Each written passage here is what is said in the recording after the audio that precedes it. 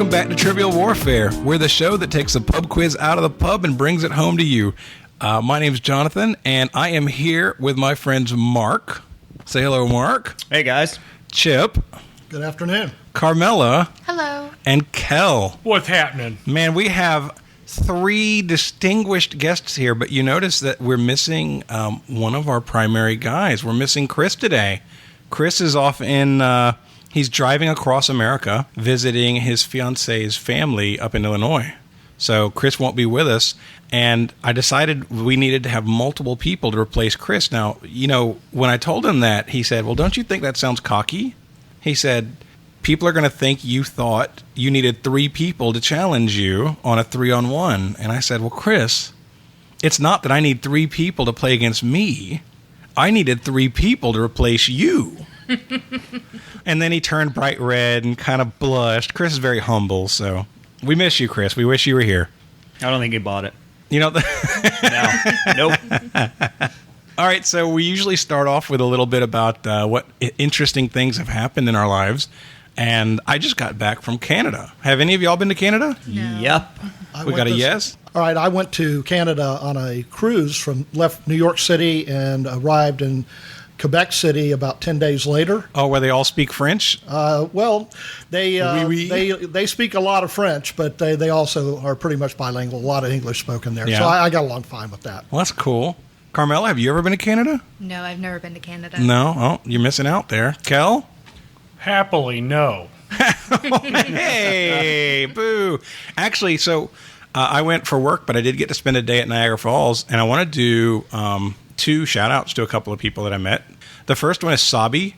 Sabi was my tour guide for Niagara Falls, and I'm hoping that he's listening. I'm not sure, but this guy could be on our show. He could be one of us. He was throwing trivia down right and left. Everywhere we looked, he's like, in the War of 1812, this general lived here, and he did this battle, and Sabi was very, very bright. So a shout-out to Sabi and his 9-year-old brilliant daughter, who we talked about. So I made friends with Sabi. Also, you guys remember that when I talked about going to Vegas a while back, I talked about kind of having a paradigm shift in the article on the website and kind of being more extroverted and meeting people and putting myself out there, right? Mm-hmm. Well, guess who asked a flight attendant out for drinks? What? Really? Really? Wow. I couldn't I help didn't think myself. Chris has the guts to do that. So I couldn't help myself. She's a pretty lady, and she called herself Red while doing the announcements. That's how she referred to herself. So I was already kind of chatting with her a little bit, but when she called herself Red, it was just like, oh, that's attractive. And then she was making jokes throughout the presentation. You know, the flight attendants have to do their presentation. And so I couldn't help and the exits are here, here, here, here, here, here, and here. I couldn't help myself, so I gave her, I wrote my name on one of our Trivial Warfare cards, and I gave it to her and said, hey, if you're ever back in town, you can reach out to me in these different ways. Also, listen to the show. So, Red, if you're listening, I hope you are. Love to get together sometime. We'll see how that works out. The only loss is if you don't try. Ah. All right, so without Chris here, it's going to be hard to do Warm It Up Chris. But we do have a Chip. So warm it up, Chip. It's time to warm it up on Trivial Warfare today. And there's only one person who can warm it up for the TWA, and that's Chris. And sometimes Jonathan. Thank you, Jonathan. You're getting your toes licked by a cat right now. Yes, I've noticed that. And you're just talking right through it. I can sort of tell. I have the distinction of being Chris's Uncle Chip. Oh. I'm going to challenge you folks with the Portmanteau movie quiz. So what book are you using? This is Uncle John's Heavy Duty Bathroom Reader by the Bathroom Readers Institute. Okay, sounds good to me. And a portmanteau is a word that results from two other words being combined. So what this is doing is this is going to take and give you plot lines of two movies, and then you need to combine the title of the two movies into one title. Carmela, can you see the answers from where you're sitting? Can you try harder? Because we're in this together. It's all four of us trying to get these answers. It's, I think, a pretty neat little challenge here. All right, number one. A ragtag group of Midwestern teenagers band together get their dad's guns, and fight off a surprise aerial attack from Russian communist zombies who want their eat to their delicious teenage brains. Okay. So what do you think? Well, so what's the first movie, guys? Red Dawn. Red Dawn. What's the second movie? Dawn Of the Living of the Dead. Yeah, I think it's Red Dawn of the Dead. Yeah. Red Dawn of the Dead is Yeah, correct. right. Is correct. Okay, the second one, a corporate axeman played by George Clooney, spends most of his time flying around the country terminating redundant employees. Disenchanted, he thinks he might want to settle into a life of more permanence when he falls in love with a golden retriever who plays basketball. I've got the So second what's one. the second one? I Air have the Bud. first one. I do too. Air Bud. And the first one's Up in the Air. Up in the Air, Oh, Bud. beautiful. You know, beautiful. I was watching Pitch Perfect a couple of weeks ago. Chris finally talked me into watching it, and I looked up Anna Kendrick's previous roles because I thought she was cute, and so ran into Up in the Air. That's the only reason I would have gotten that. And everybody seemed to get Air Bud, which is the one I was a little surprised at. Oh, So- Air Bud, man, Kind that's of a classic. embarrassing. Okay, now I've got a couple more that I want to do here, and let's see what we do on this one. Billionaire industrialist Tony Stark, Robert Downey Jr., builds a metal suit that gives him superhuman powers and uses it to create a new identity for himself, Don Quixote, an elderly knight who wanders the medieval Spanish countryside in search of adventure while singing the impossible drink. All right, so everyone knows the first one is. Iron Man. Iron Man. Who knows the subtitle to Don Quixote? Oh, so I'm the only Is that one? the Man in the Iron Mask? No, it's Iron Man of La Mancha. Oh. You are correct, sir. I like that one, too. That's So- awesome. All right, one more. All right, one more. Now, this one is a triple. Oh, a This triple. one has 3 movie subplots, and it ends up with 3 actual titles moshed together. The head of a New York organized crime family, Marlon Brando, must contend with a son who does not wish to enter the family business, all the while having to deal with the many mishaps in the lead up to the wedding of his daughter to a monster, Boris Karloff, that was made by a German scientist out of reanimated corpse pieces. Got We it. have, So we have The Godfather, right? and Father of the Bride. Father of the Bride, I was there. And Bride of Frankenstein. The Godfather of the Bride of Frankenstein. Frankenstein. Nice. Good Good job, job. guys. You nailed them all. You Well nailed them done. all.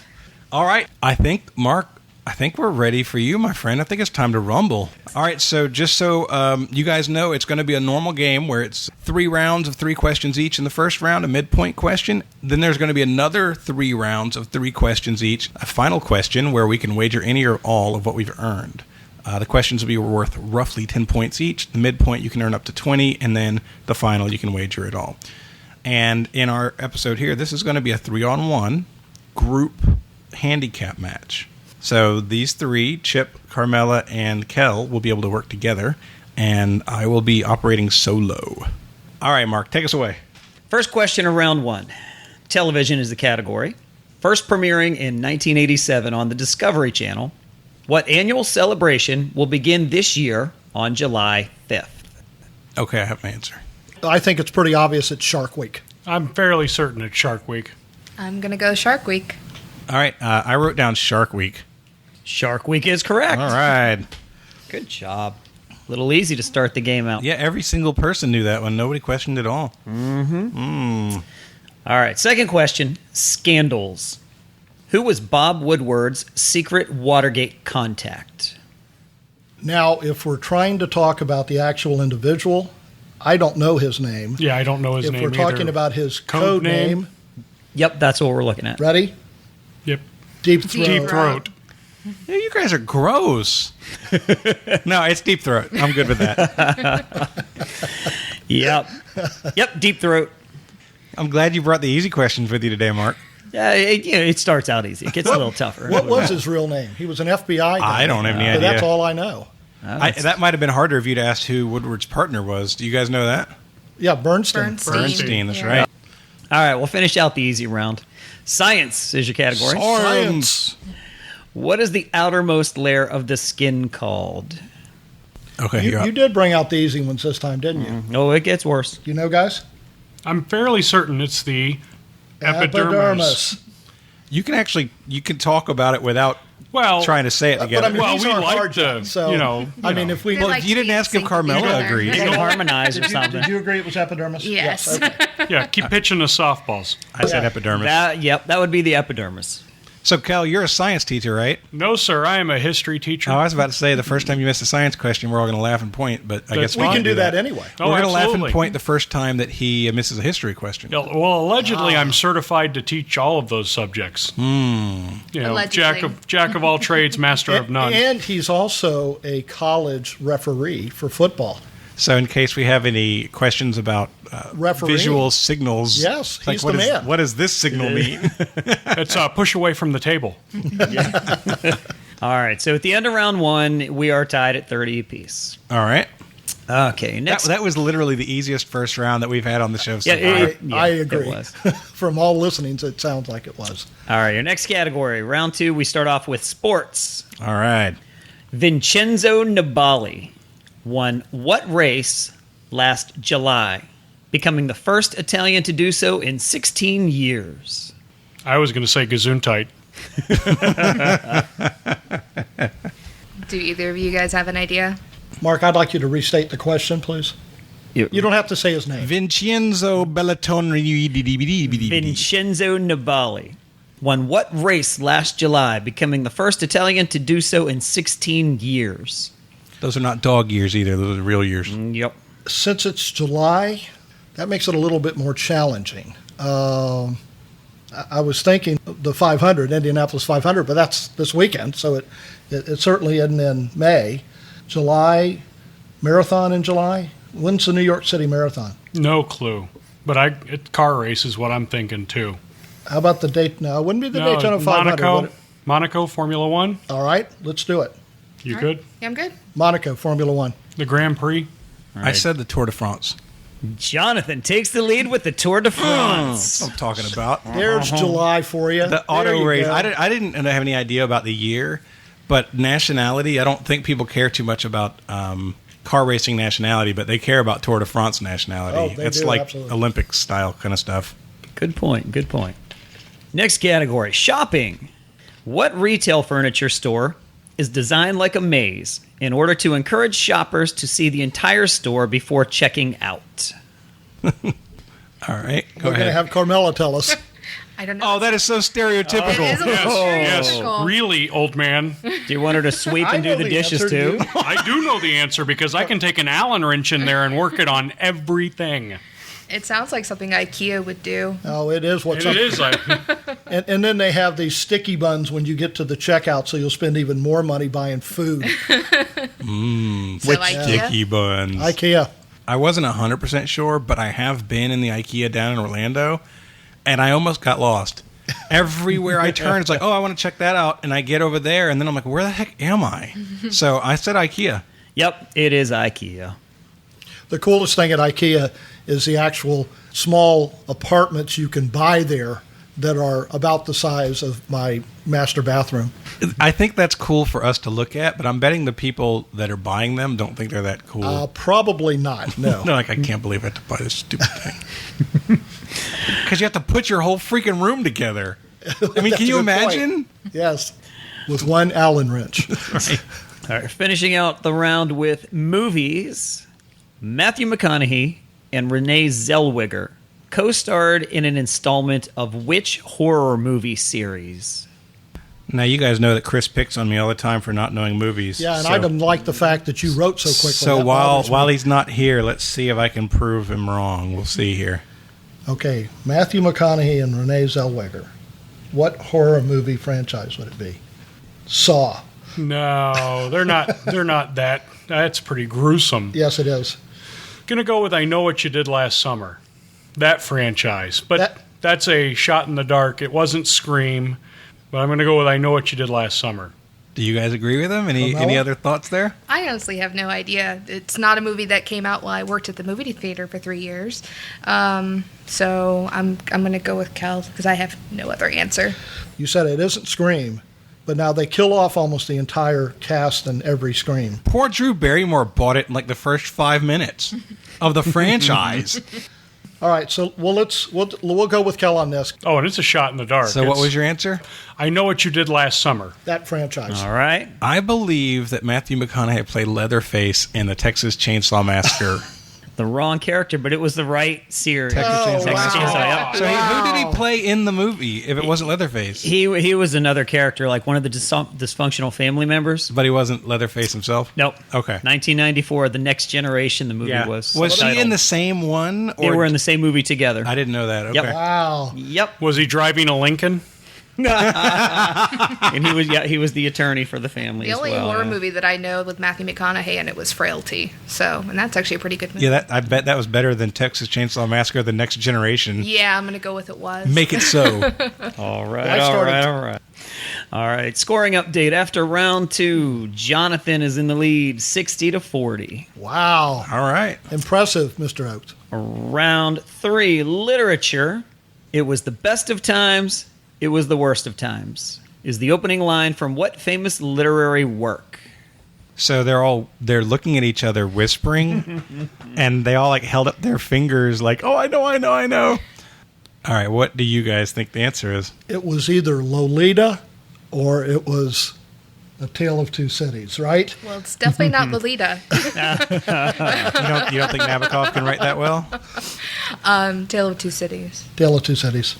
Yeah. So for me, it was either Great Expectations or A Tale of Two Cities. I wasn't 100% sure because I've read them both. And I can't really blend together, but I did say A Tale of Two Cities. Man. Yep, both teams are right. Tale of Two Cities. It's the only reason I went with it. I remembered it being like a dichotomy: best of times, worst of times, London, Paris, and so I just kind of. I will say this though: Thursday night when we were at Mark's Trivia, I made the comment that, "Ooh, we got a perfect game going." And Chris said, "You never say that." Jonathan's got a perfect game going. And I think this next question might be where it stops. Oh, that's so mean. Just predicting. Homes is your next category. You think you know me? They don't call me Nostramarcus for nothing. Oh God. Homes. What is the third most visited home in the United States? Behind the White House and Graceland. I'm going to take a minute to think about this one. I know another home that is a tourist attraction, but I don't know that it would be like the third most visited. You would think that would be for somebody famous. You would think so. If it's most visited, it's most likely not like Jimmy Johnson Smith. Well, Jimmy around the Johnson would be a corner. great home to visit. Well, NASCAR driver. 3-car. Mikey Nicholson from 4th grade. You want me to name the home itself, right? Yes. Okay. Actually, I have 3 possibles. 2 of them are presidents. No, but that adds another one. Okay, Hyde Park was Roosevelt's home. That's the president I was thinking of. San Simeon was William Randolph Hearst's home on coastal California near San Francisco. And then, of course, the other one is the Biltmore House in Asheville, North Carolina. All of those. I like Biltmore, but I was also thinking Monticello. Oh, good call. And why not throw in, who's that dude in Key West with the beard and was a poet? Hemingway? Yeah, that guy. With the Yeah. 6-toed cats, With the 6-toed cats. Right. which you'll see a video on last week's show notes, I believe. Pretty sure it's out there. I think Kel hit with Monticello. What do you think, Carmel? Well, I kind of hope it was someone like a president instead of some celebrity. That Or would make me some feel rich better. guy? Some You rich guy. mean like Well, Vanderbilt? do you guys want to go with Monticello? Monticello it is. So when I was thinking about it, it came down to 3 for me as well. The Biltmore was one of them. That was the one I thought I was going to go with at first. Actually, it came down to 4 because then I hit Presidents, same as you guys did, and Monticello and Mount Vernon both jumped into mind. I've been to both. And the other one was Edison's house, which full of inventions, really interesting. Which one? The one in Fort Myers? Yeah, actually. Isn't there another one up Menlo Park or something like that? That's not a home, though. That was his lab. That was his lab. And that is still Yeah. there. Yeah. It's the one in South Actually, Florida. that lab was moved piece by piece to the Henry Ford Museum, Greenfield Village, outside of Detroit. That's another one it could have been. I've been to Ford's house, and Yeah. that's a neat one, Yeah. too. But I went with Monticello, the same as you guys did. Well, the Biltmore's on the list, and so is Neverland, Oh, Michael Jackson's place? but ahead of I was both of- thinking, but Yeah. I was hashtag too soon. I don't know. Hashtag gross. Just above both of them is Monticello. That's good job, So we didn't gain nailed any it. ground. The one he said was going to bust it all wide open, and we didn't gain any ground. Like I said, you don't know me. That's right. Yep. I've been to a lot of those, actually. The only one I haven't You been to Neverland Ranch? No, yeah. Yeah. When I As was a boy. When I was a kid. I don't talk when about you it. said No. Holmes, I was thinking you were talking like, what are you talking about, Holmes? All right, finishing out round 3 music within 2 years either way. What year was the song Purple Haze by the Jimi Hendrix Experience released? Chip was there. But I was he in doesn't Purple remember. He Haze. doesn't remember it, though. No. He's in a haze. Oh, man. At first, I thought you were asking about Purple Rain. I was like, oh, good. All right. Early 80s. No. Purple Haze. I like Jimi Hendrix's music, but I really don't know very much all about when he was doing it, so I'm going to miss this one almost certainly. All right, I've written mine down. Okay. One of the things to consider is he actually died pretty early in the That only helps second if you half knew of when the he was century. born. Coming to mind for me is like 1967. That's what I was thinking. Me too, because I knew it was going to be somewhere in the mid 60s. Yeah. Yeah. Yeah. So, and that gives us a range of 65 to 69. So, Right. so I say 67. You guys are all on board with that? All on board. Yes. What did you say? So I said 1970 because I wanted to cover Woodstock and the year before Woodstock because I believe he performed there. I don't know if this is one of the songs he played, though. So I wanted to cover the early 70s, so I said 1970.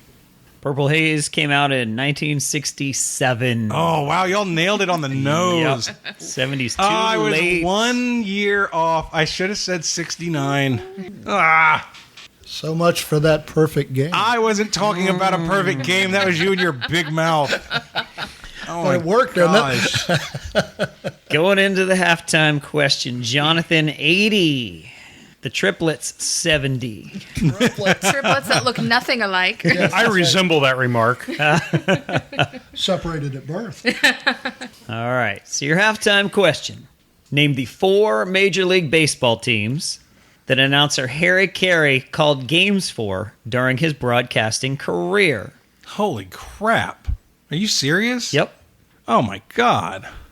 He was around virtually forever.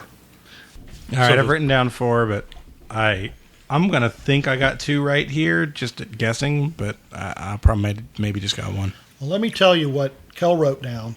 The obvious one, I think everybody, Carmel, I don't know if you know this or not, but is the Chicago. Well, You're I mean, stereotyping some I know, more. right? I know. Woman doesn't know baseball.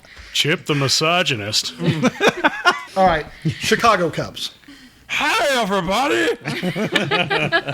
With the heaviest pair of glasses ever known to me. Right? So what else do you guys Kel have? also thought I've got St. Louis Cardinals. in the Diamondbacks. Well, it was in Arizona, probably a AAA team, but I thought he had done for a team down in Arizona at one time. The only thing that I could think of is another really classic older team for years back, and I was thinking perhaps it would have been the Brooklyn Dodgers, but I'm not basing that on any real knowledge. You want to throw the White Sox in there just because they were in the same town? Well, let's go with Cubs, Cards, and the White Sox. White Sox. Yeah, and let's just throw Brooklyn Dodgers out because we need 4. So I used the same logic and said Cubs and White Sox because maybe he filled in one day. I didn't think it was the Cardinals, even though that would have made sense because they had Jack Buck. And so I didn't say Dodgers because of Vin Scully, and I didn't say the Phillies because of Harry Callis. Those were the ones I was eliminating, right? So I went with the Braves. I was thinking maybe when they were in Milwaukee, and the Indians. Those were the ones I went with. So I said Cubs, White Sox, Braves, and Indians. All right, so Mark, what do we have, brother? All right. We have the St. Louis Cardinals. The Oakland A's. Really? Yep. He went out there for a brief stint. Then the White Sox. So he did do the White Sox. And the Cubs. You got 3 out of 4. They got 3. We you didn't got make 2. much ground up, though. Oh, but You know, it got I a lot hate to closer. give Rush Limbaugh credit for that, but That's actually how I knew it was the cards. So do you listen to Rush Limbaugh? For entertainment purposes only. Then why do you hate to give him credit if you listen to him? It's like, I listen to you, but I don't like you. And I don't want to be associated with you. Oh, no, it's not that I dislike that how the you guy. feel He's about our highly show? entertaining. Is that how you feel about our show? It's like, I listen to you, but I don't want anything to do with you. Only when I scream that you guys don't know that the Mexicans beat the French. Are you still going on about that? Yes, I am. Mark, when was he with the Cardinals? First. Okay, that was Aside from that, I You're just cannot guessing. tell so you. that was You know the what? earliest in his I career. do have them in order. If I do people have want them to in know, order. they can check the show notes, and I- it'll be out there. Okay, I do have them in excellent. order. Thank you. We'll have the dates out there. And they'll find those show notes at trivialwarfare.com. Yep, good plug. Cha-ching. After the halftime question, your scoring update. We've got Chip, Carmela, and Kel with 85, and Jonathan with 90. Okay, round 4. First question is a history question. Who led the Million Man March on Washington? Which one? Don't be that guy. All right, I have my answer down. My guess is Al Sharpton. Yeah, that's a good guess. Carmela? Because it's right. Yeah, Al Sharpton. If that's right, then I'm wrong because I said Farrakhan. It is Big Lou Farrakhan. Wow. I didn't use his first name. I thought it was Louis Farrakhan, but I didn't want to say his first name in case I was wrong. I spelled it con Yeah. to at the end. All right, so I got my lead back. There you go. Back in the more I'd desirable like position. to note my curriculum doesn't go past 1888. Oh, that's right. Kel just missed a history question. Everybody, point and laugh. If you're playing the at-home drinking game, it's time to take a drink. That's not fair because history's my strong suit too, and I missed it as well. Do you so. know what's funny? Chris actually sent me a text the other day, and he said we should popularize a drinking game. Anytime where you say game theory, people have to take a drink. They won't hear the end of the show. Oh, my God. Incidentally, I got a text with a picture from Chris, and the reason he took the picture is it was Metropolis, Illinois. I got that, too, yeah. You did. He sent me one from Kel. From Cal. The Apparently city there's Kel? a Kel, a city of Kel. You should move there. Did You you could get be the one? mayor. I didn't get a text from Chris, Aw, so Oh. Sorry, Carmela. thanks, Chris. Nothing. I can't wait for him to hear this now. Round 4, question 2. Money in the 90s. What year? Money. What year did the U.S. Mint begin distributing the 50 state quarters? Oh, God. You're welcome. Thanks. You know, my stepmother has like 4 full sets of those. They used to have those little things you could put them in. Yeah, the books. Everybody started them, and then nobody finished them. She finished the heck out of them. I never even tried. Every time I started getting more than like 5, I bought a Coke. Yeah. Bonus if we know the first one. No. That's the easy First one's one. easy. All right, I wrote mine Puerto down. Rico. I know. I wrote mine down. Okay, so it was the last year of the 90s. It was 1999. Why do you think that? Wait, yeah. Do they Is see there if a they thought agree with process you? involved? Oh, I totally agree with that. That's what we say. Well, okay, so I figured it might have something to do with the Olympics, just kind of go in American spirit. So I said 96. Okay. Way to be wrong. Oh. Wow. I probably am. I didn't have much of a chance. It was a 1 in 10 chance. Well, apparently they didn't need a window on it. It was 1999. Ah. Man. I'd like to point out that I was high in the late 90s, and so I don't remember those things. Well, that's what you get for inhaling. Oh, well. So what made I had y'all- more fun. What made you guys Yeah, remember how'd you that it was know that? 99? That was Kel, I think, wasn't it? And No, Carmela, she Carmela was agreed. She comfortable agreed. with it. Yeah, but Way to what- go. So, yeah, it's great. Yes, we know you know, but how did you know? Because I was 12 and there was nothing else better for me to do than collect quarters. Okay. Well, there you go. That's an answer for you. She was a numismatist at an early age. Say that 3 times fast. No, it's hard. That 3 times fast. Oh, well done. I wish I was that quick. Finishing out round 4, state capitals. What is the easternmost state capital in the United States? London. Oh, yeah. That's where the Jags play their home games. Hey, exactly what I was thinking. God, this has got to be a trick question. Kel thought Augusta, Maine. Mm-hmm. Did you have a thought on it, Carmel? Well, it does stick out pretty far to the east, but that's the only thing I can think of. My concern is that Boston. well, actually, if you take a look at how the coastal United States works, Jacksonville's way in, and then you head back out to the Carolinas, Virginia, that sort of thing. Then it kind of dips back in again. So Boston came to mind, but I actually was thinking Annapolis, Maryland. May I suggest arm wrestling for it? Arm wrestling for it? Yeah, you and Carmela versus, or no, Carmela. Carmela and Kel versus you. Oh, that would go well. So as a team, you guys have to make a decision which way you're going to go. Oh. And I do agree with what you say about Boston, because Augusta, Maine is not on the coast. It's in the interior of the state. Rock, paper, scissors. Oh yeah, rock paper scissors lizard spot. I like Oh, it. not the wizards, the lizard spot. Come or whatever. on. No, my kids. No. Be more comfortable. I would be more comfortable with Boston. All right. Yeah, just Boston? Okay. Boston. So as I was debating it in my head, I was thinking the same thing you were, Chip. I believe like longitudinally, we're not straight. We kind of angle upwards like this, and so I had to have that same decision of, is it a New England state? Is it Annapolis?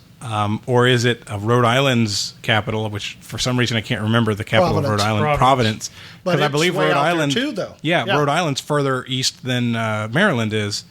So I was thinking it could be that, but I went with Augusta, Maine, It'll because probably be Dover, Delaware. because I could not, I couldn't even up in my head which one it was. So I said Augusta.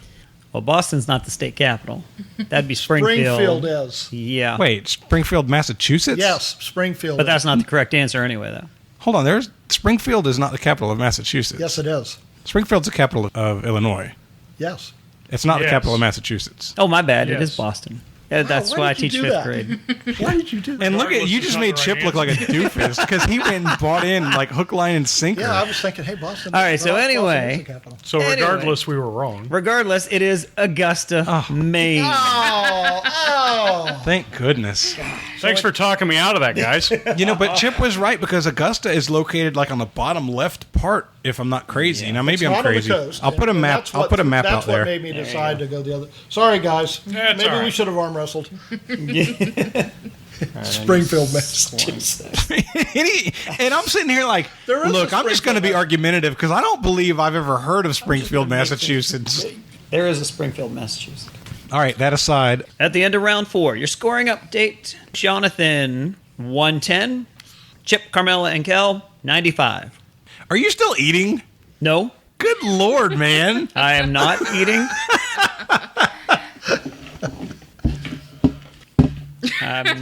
You shuffled some food.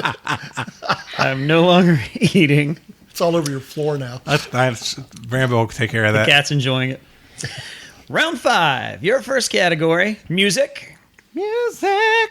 Who created the Lollapalooza Music Festival in 1990 as a farewell tour for his alternative rock band? Can I get extra points if I know the rock band? No. All right, I'm in. It Don't read just the bathroom gets wall. better and better. I have no clue. This is not my strength. Yeah, I got nothing. Cobain wasn't Cobain. It was pre-Cobain.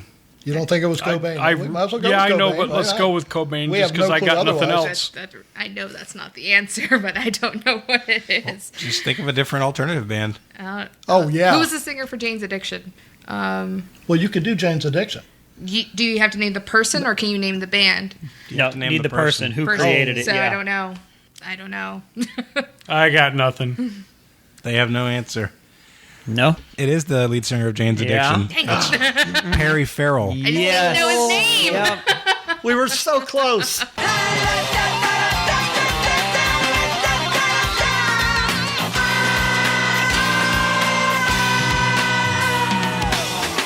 Well, she was. I wasn't anywhere. I wasn't even in the same universe. I just wanted a way to fit in that Cobain joke. That will probably be edited They hadn't out. even gotten popular when he created. I mean, you said it was created in 1990. In 90, yeah. Yeah, the Nirvana hit in 91. Yeah. Yeah. All right, sports. You got to have faith in yourself. I mean, you knew that it was at least Jane's Addiction. You should have been speaking up. But you still have to get further. Well, still, Oh, though. I was good with Jane's Addiction when it was mentioned. I'm like, oh, that's right, yeah. Sports is your next category. All right. What old school National Hockey League player had the nickname The Rocket? Is it the Rocket and not just Rocket? The Rocket. Well, I mean, from what I recollect, they also slipped Rocket in also. So it could be interchangeable. I can't think of the guy's name, though. So it didn't really matter. It then. does matter. Darn it. It's the guy from Jane's Addiction. It is, There you yeah. go. It's Rocket Farrell, yeah. Or it's Rocket Raccoon, perhaps. Really? Yeah, from That's Guardians. what I was thinking, actually. All right, what I write, I'm going to write down an answer, right? But I only know one name for the guy, and it may be his first name. It may not be his last name, and if it is, I'll be wrong. So I'm just hoping it's his first name, or I'm hoping it's his last name. Yep, because last names count. You Yep. know that. As a 7th-generation native Floridian, I have to ask, what's ice hockey? I tell you what, man, I was in Canada just recently, right? And Sports Center, hockey, a little bit of LeBron James, and then hockey. Oh, it's huge. Now, I learned a lesson a long time ago with trivia that whenever someone asks for an old school hockey player, you always say Bobby Orr. So I think we ought to go with Bobby Orr. Sure. Carmela, what do you think? I have no clue about anything about hockey, so sure. So I said Rocket Richard, but I don't know if that's his last name. You don't know if Rocket's his last name? No, you know what I mean. Maurice Richard. Oh, come on. This is not fair. All right, here's your last question of the round. Movie storylines. Struggling. Identify the movie by the following storyline. Scientists in the Antarctic are confronted by a shape-shifting alien that assumes the appearance of the people that it kills. What movie is it? This feels like it was recent. Yeah, I just asked it. Like it just happened. Yeah. No, y'all have a chance to catch up here. I'm going to write it down, but it's totally wrong. All right, go ahead. Well, there's actually two versions of this. The original version starred James Arness in one of his earlier movies in this, and he was described as a giant blood-sucking carrot by one of the characters in the movie. Wow. I hope this is right because that's awesome if it's true. The remake is the one you're talking about, and that's John Carpenter, and it takes place in the Arctic, so it's very claustrophobic because they can't escape. But the creature was called The Thing. So I wrote The Thing. Yeah, you did it. Well, whether you go with the 1982 or the 2011 remake, it is The Thing. That's unbelievable. I can't believe I got that right. Wait a minute. That means it was remade twice because the James Arness version came out in the 50s, like 57. There's an earlier version of the movie? Wow. Yes, sir. I was unaware of that. I mean, I liked the one where he got all the powers of like being rocky and strong. Well, no, the one I'm thinking of, You know, as a member of the starred, Fantastic Kurt Russell. Four. Yeah. I totally. Missed it. Come on. That's the thing I know. I don't know where that answer. That was just a total guess. At the end of round 5, your scoring update. Chip, Carmela, and Kel with 105. Jonathan, 140. Ooh, y'all better get cracking. Get some crack-a-lacking. Lacking all right. Hold on, I could take this round off. Oh, if you feel If that ballsy about it. do. Please do. All right, round 6, your first category, presidents.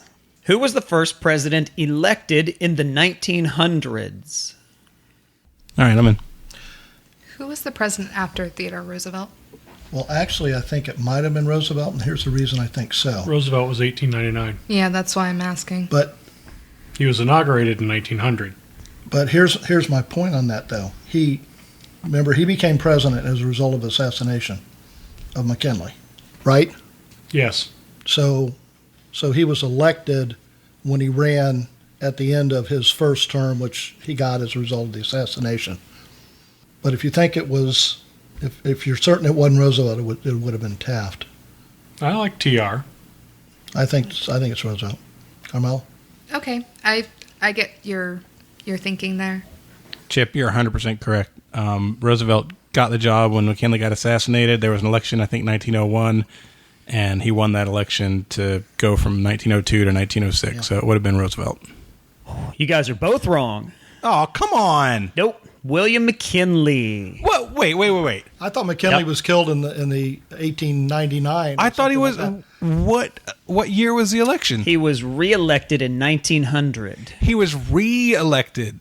Yep, reelected. So we 1900. can't use that millennials start on the one. that. No, because it said the Oh, 1900s. come on. I'm stunned by this. I really thought. Man, okay. Shocker. I hate being wrong. All right. Well, next question. Yep, all right. Your second question of the round. Cults is the category.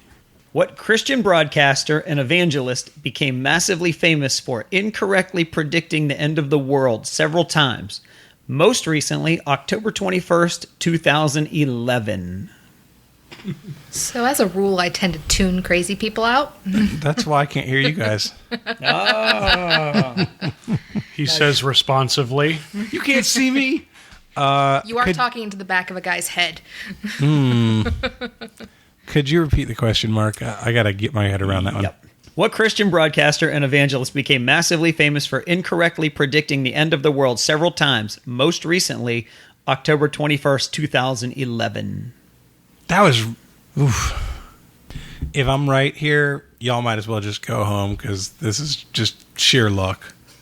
I'm going to drop this mic. We out. I think it was Pat Robertson. Pat Robertson's what I was going with. 700 Club fame. Yep. Because I don't think it was Jerry Falwell, and I don't think it was Falwell's Oral kind Roberts. of fallen out of style. Okay. He said inquisitively. Carmel?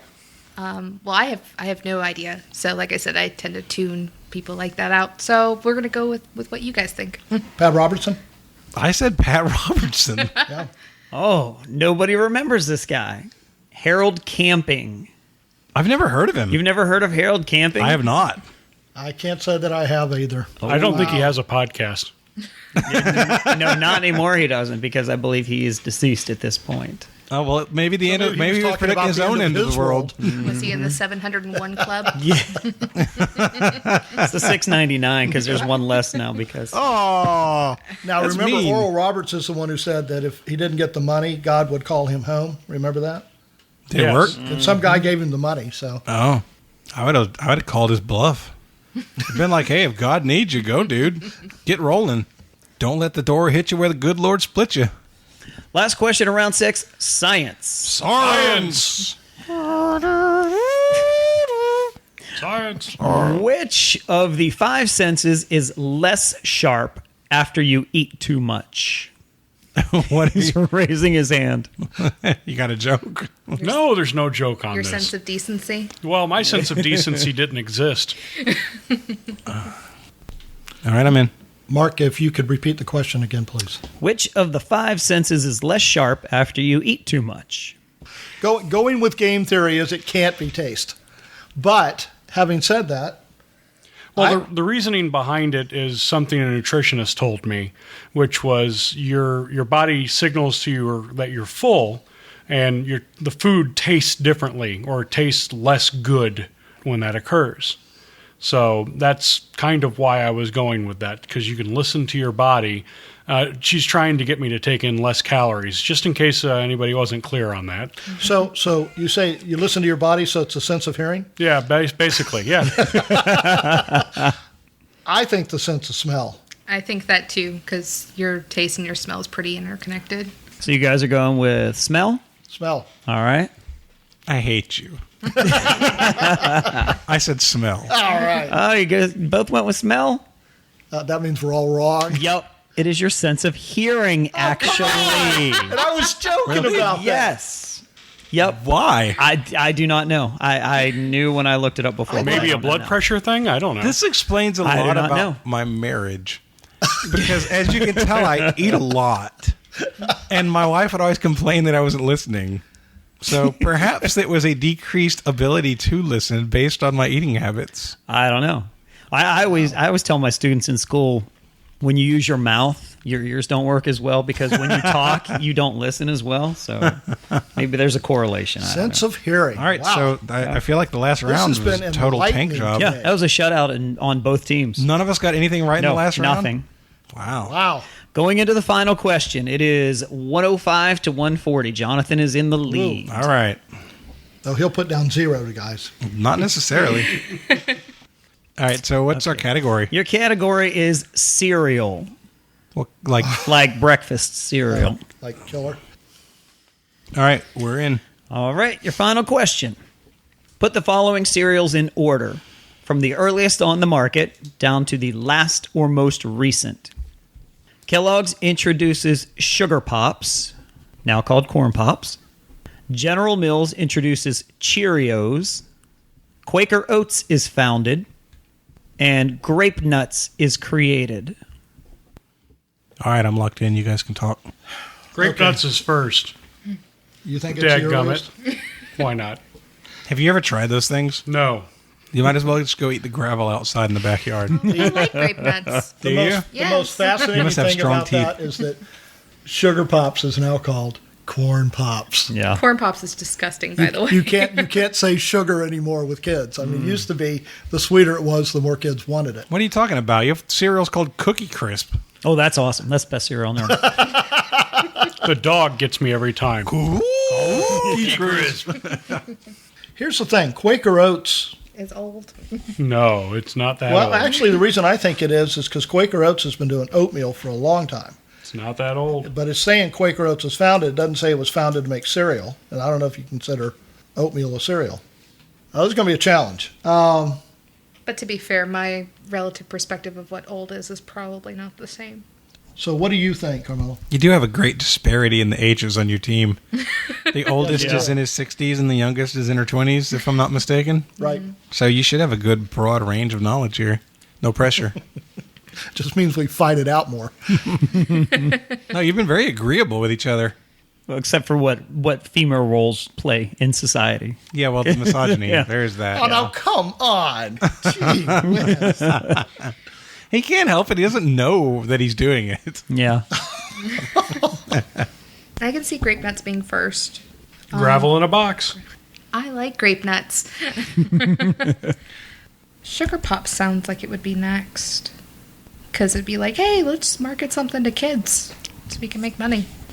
Personally, I couldn't disagree more. Okay.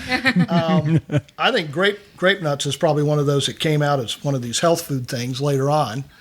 My position would be totally opposite of what they say. Quaker Oats, because again, I think oatmeal's been around a long time. Then Oatmeal has been around a long time. The Quaker Oats have not, but they want to play on that whole Quaker thing. So they're making you think they've been around a long time, so you'll buy more of them. I would go Quaker Oats, Cheerios, Sugar Pops, grape nuts. So if you guys believe strongly, it's 2-1. You can overrule him. Oh, absolutely. I won't hurt my I feelings. am just about 98% certain Grape Nuts is the oldest. I was flip-flopping worse than most politicians between Cheerios and Sugar Pops, and then I've got Quaker Oats as being the most recent. So we'll go. You want to go with that? I mean, you seem pretty comfortable with that. Mm-hmm. So Let the young people decide. we're going to go with The old fart won't. Quaker Oats first, Sugar Pops second, Cheerios third, and did I say Grape Nuts first? No, you said Quaker Oh, first. son of Tatum O'Neal. First Grape is what Nuts you said. first, Sugar Pops second, Cheerios third, Quaker Oats fourth. Okay. Okay. I was actually right in line with Chip's logic. The way the question was worded didn't say anything about cereal or not. It said Quaker Oats was founded, so I think that goes all the way back to the beginning. So I said Quaker Oats first. I said Cheerios second. I said Sugar Pops third. And just the same way you were thinking, I felt like Grape Nuts is a introduction of like the 50s health consciousness, and so I said Grape Nuts fourth. So that was great because we got thrown off because he did mention manufacturers. So General Mills and all of those. So we had a post. We had a Hold General on, let's Mills. see what the answer Yeah, is. let's see what the All right. answer is. Dadgum, I'm Okay. wrong. Well, we don't know if you're wrong Oh, I yet. am. You might be right. Coming in first, 1897, grape nuts. Oh. In second, 1901, Quaker Oats. Oh. 1941, Cheerios.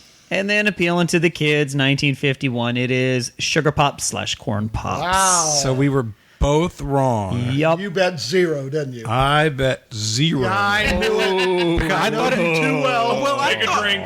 I thought the question was going to be about how many boxes per year are each of these things sold, and I knew there was no way I was going to get anything close to getting that right. So there's no way I was betting. Plus, you had a lead, and that I didn't have to. I have to tell you, I'm astounded that Grape Nuts is the oldest. I am really astounded by that. I mean, you didn't see them on the shelves when you were born in 1906, right? Yeah, I didn't. So when did they come out? 1905? There was an earthquake that year. I was little then, though. So what did you guys wager? We bet it all. Oh, 110. Well, I mean, we had to go for it all. You know? wow! No, you didn't have to. Boy, You could have we had gone. 100. But I knew you would bet 0 because you were in the lead. Then all you had to do was bet like 40. Well, but it doesn't matter. You can lose by 40 or you can lose by... Yeah, but now it's a shutout. Well, It may so? be. Is it the first shutout? Oh, no, come on. As far Don't as throw when I'm that here, at it us. is. Yeah. Maybe In all mine.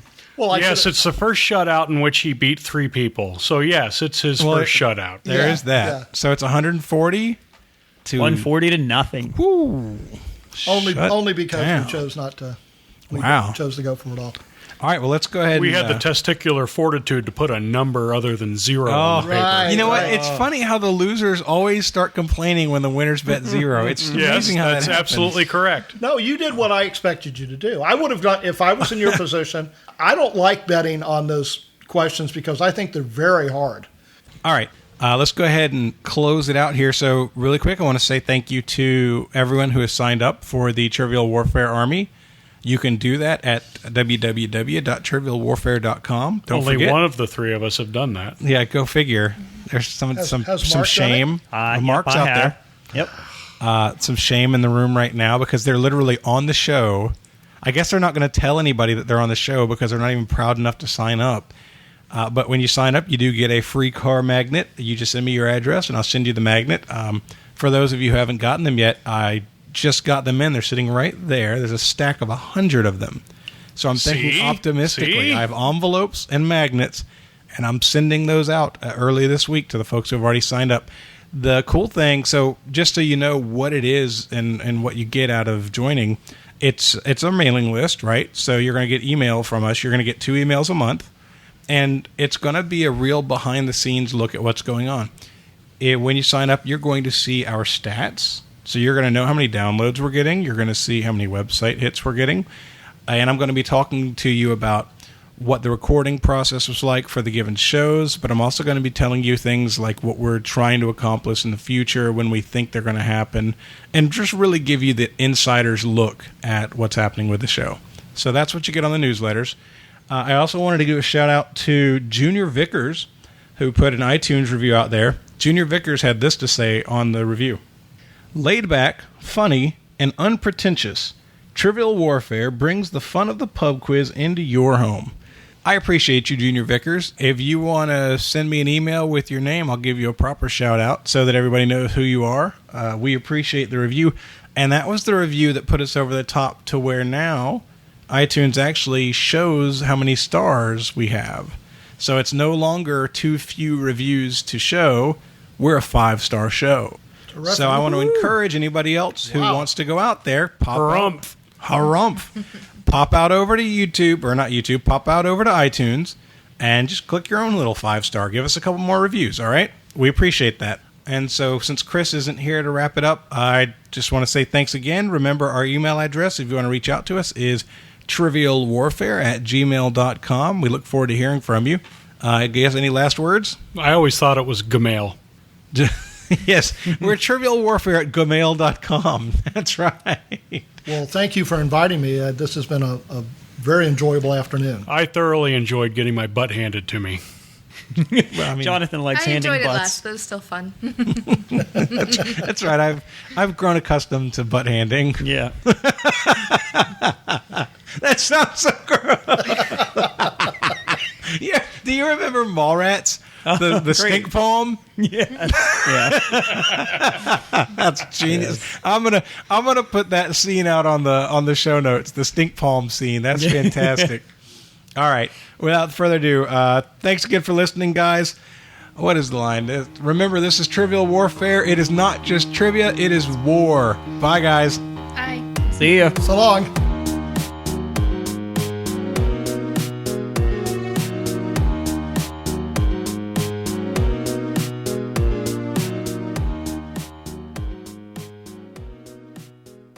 All right, Mark, take us away. You want me to keep score today? Do you want me to, or can you handle it? Dude, I teach math. I can handle. Yeah, but I've score. been to your games where you didn't have a scorekeeper and it didn't end up that well. So no, you've been to the games where Laura keeps score, and that's where it goes wrong. So just in case y'all didn't notice, he just busted out his wife. Okay, that's not going on the show, which is anywhere whatsoever. absolutely going to stay in the show. That is not.